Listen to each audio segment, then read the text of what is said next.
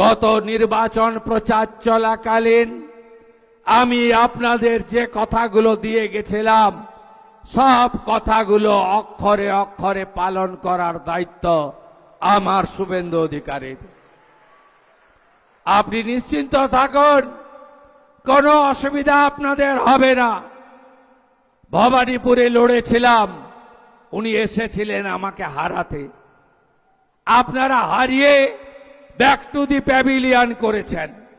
এবারে আমাকে দল বলল আপনি কি ওর পাড়ায় গিয়ে দাঁড়াবেন? আমি বললাম হ্যাঁ। আমি ওখানে লড়লাম, 15,105 ভোটে হারিয়েছে।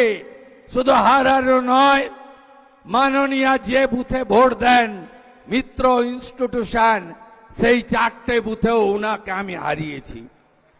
শুধু উনার বুথে নয়, উনার জনাব ফিরাদ হাকিম তার 82 নম্বর ওয়ার্ডে আমি 14,000 ভোট লিড নিয়েছি।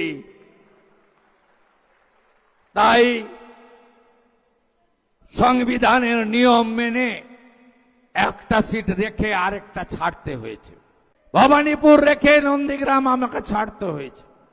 একদম বিচলিত হবেন না, একদম ভাববেন না, একদম দূরত্ব তৈরি করবেন না।